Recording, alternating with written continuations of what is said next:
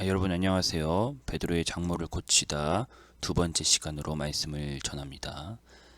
예수님께서는 베드로의 집에 들어가서 중한 열병을 앓고 있는 장모를 고쳐줍니다. 누가복음 4장 38절에서 중한 열병을 앓고 있는지라 이것에 해당되는 원어는 저 밑에 있는 저 단어인데, 특별히 슈케코메네라는 단어는 헬라 의학저술에 흔히 사용되는 동사였습니다.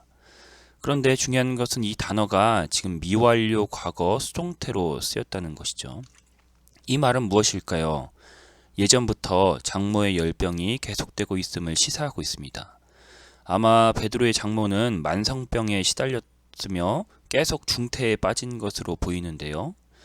지금으로 따지면 오랜 기간 중환자실에서 산소호흡기를 끼고 있는 상태라고 할 수가 있습니다. 오랜 기간 심한 열병으로 시달린 것으로 보이죠. 보통 가족 중에 아픈 환자가 있으면 모든 가족들의 얼굴이 슬프다고 합니다. 그만큼 질병은 가족 전체의 행복을 앗아가는 것이죠.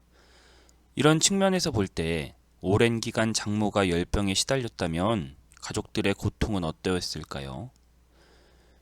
우리는 이 상황을 생각하고 베드로의 부르심을 살펴봐야 하는데요. 나중에 살펴보겠지만 다음 장인 누가복음 5장에서 베드로의 부르심 장면이 나옵니다. 베드로는 밤이 새도록 수고하였지만 잡은 것이 없습니다. 장모가 오랜 기간 열병에 시달려서 힘든데 생계전선조차도 잡은 것이 없는 것이죠.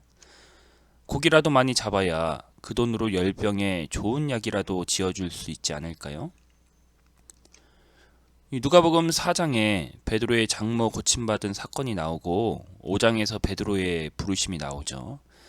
다음 시간에 다루겠지만 이는 시간의 순서가 아닙니다. 누가의 신학적인 어떤 의도 때문에 이렇게 배치한 것인데요. 일어난 사건의 순서대로라면 아마 베드로가 먼저 부르심을 받고 장모가 고침을 받은 것으로 보입니다. 그리고 다른 복음서에서는 이렇게 나오죠.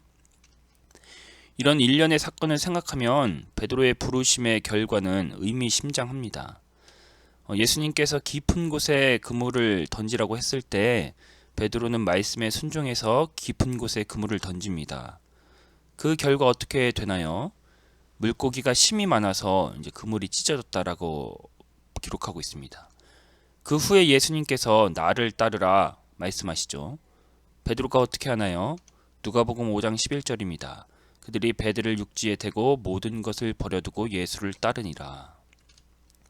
현실적으로 생각하면 베드로는 예수님을 따를 수 없습니다. 왜냐하면 아픈 장모가 있기 때문이죠. 어떻게든 고기를 많이 팔아서 약값을 만들어야 합니다. 예수님의 말씀으로 고기를 심히 많이 건졌으니 이 고기를 파는 게 더 낫지 않을까요? 하지만 베드로는 모든 것을 버려두고 예수님을 따릅니다. 그 결과 어떻게 되나요? 예수님은 베드로의 집에 찾아가 아픈 장모를 낫게 하십니다. 이는 베드로의 요청이 아니요 예수님의 자원하는 그러한 것이었죠. 여러분, 이것이 바로 말씀을 따른 신자의 삶이지 않을까라는 생각이 듭니다. 말씀을 따르니 어떻게 되나요? 그 어느 것도 베드로의 인생에서 잃어버리지 않았습니다. 아니, 잃지 않은 것뿐만 아니라 모든 것이 회복되었죠.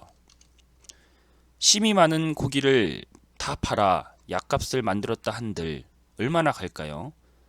결국 열병이 낫지 않으면 또다시 생계전선에 뛰어들어 고기를 팔아야만 했습니다.